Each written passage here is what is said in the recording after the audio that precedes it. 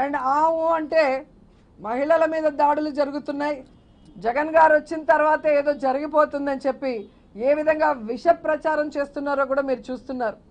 ఈరోజు సూటిగా తెలుగుదేశం పార్టీకి చెప్తున్నాను, మీరు అధికారంలో ఉన్నప్పుడు, గతమంతా వదిలేయండి, మొన్న 5 సంవత్సరాలు అధికారంలో ఉన్నప్పుడు ఏ విధంగా మహిళా ట్రాఫికింగ్లో అంటే మహిళల్ని వేరే దేశాలకు అమ్మేసే దాంట్లో నెంబర్ 1గా నువ్వు తీసుకొచ్చావు, రేపుల్లో నెంబర్ 1గా ఈ రాష్ట్రాన్ని తీసుకొని వచ్చావు, ఏ విధంగా వాళ్ళని హత్య చేసి ఆ కేసులు కూడా లేకుండా చేసావో ప్రజలు ఇంకా మర్చిపోలేదు.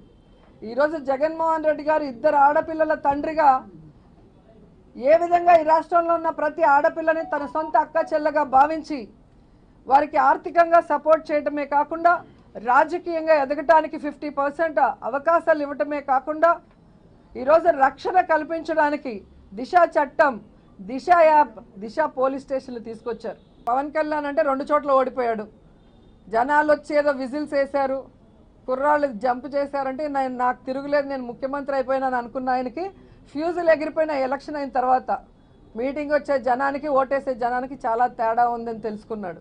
కానీ 14 సంవత్సరాల అధికారంలో ఉన్న చంద్రబాబు నాయుడుకి ఏమైంది? ఎందుకు ఇవ్వలేదు? మరి ఈరోజు మమ్మల్ని ప్రశ్నిస్తాడు, నువ్వెవరు ప్రశ్నించడానికి? మాకు ఓటేసింది జనాలు, మాకు అధికారం ఇచ్చింది జనాలు, జనాల్ని ప్రశ్నించమనండి, ఆన్సర్ చెప్తాం. అధికారంలో ఉండి ఏమీ చేయని చేతగాని దద్దమ్మవి, ఓటుకు నోటు కేసులో ఇరుక్కొని రాష్ట్రాన్ని సర్వనాశనం చేసిన దద్దమ్మవి, ఈరోజు రాష్ట్రాన్ని అప్పుల్లో ముంచేసి సర్వనాశనం చేసిన దద్దమ్మవి, నీకే హక్కు ఉంది వైఎస్ఆర్సీపీ జగన్మోహన్ రెడ్డి గారిని అడగటానికి అని నేను అడుగుతున్నా. కోనసీమ సాధన సమితిలో వైసీపీ గాని వైసీపీ సానుభూతి పరులు గాని పాల్గొనడంతో ప్రకటన చేయగలిగిందా? ఏదండి? సాధన సమితిలో కానీ వారు చేస్తున్నటువంటి ఉద్యమాల్లో కానీ వైఎస్ఆర్సీపీ పార్టీ సభ్యులు కానీ సానుభూతి పరులు కానీ పాల్గొనొద్దు అని వైసీపీ ప్రకటించిందా, ఇవ్వగలదా? దేనికి పాల్గొనొద్దని? కోనసీమ సాధన సమితిలో ఈరోజు ఏదైనా డెసిషన్ తీసుకునే స్థాయిలో ఈరోజు వైఎస్ఆర్సీపీ పార్టీ అధికారంలో ఉంది. సో ప్రజలు ఎక్కడైనా కూడా ఈరోజు ఎన్టీఆర్ గారు పేరు పెట్టాం, అందరికీ నచ్చుతుందా అండి? అందరికీ నచ్చుతుందా చెప్పండి? అదే చెప్తున్నాను, ఎన్టీఆర్ గారు పేరు పెట్టినాము, ఈరోజు వైఎస్ఆర్సీపీలో అందరికీ నచ్చుతుందా? దానికన్నా ఎవరైనా దాడులు చేశారా? ఎవరైనా ఇల్లు తగలబెట్టారా?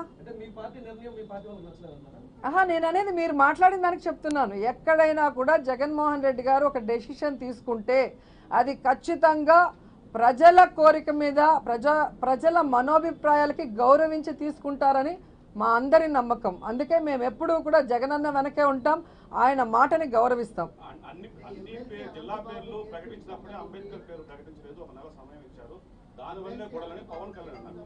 పవన్ కళ్యాణ్ ఒక నాయకుడిగా మీరు అనుకుంటున్నారు, మేము అనుకోవట్లేదు, ప్రజలు అనుకోవట్లేదు. అలా ప్రజలు అనుకునింటే ఒక చోటైనా గెలిపించుంటారు. సో టైం పాస్ పాలిటిక్స్ చేసేవాళ్ళు, లేదా పాలిటిక్స్లో ఒక పార్టీని ఓడించాలి కాబట్టి ఇంకో పార్టీతో నేను జత కలుపుతాను, నేను అన్ని చోట్ల నించోలేను, 30 ప్లేసుల్లో నించుంటాను, కానీ నేను ముఖ్యమంత్రి అయిపోవాలనుకునే వ్యక్తి గురించి మీరు అడిగితే నేనేం చెప్పలేను. Thank you so much.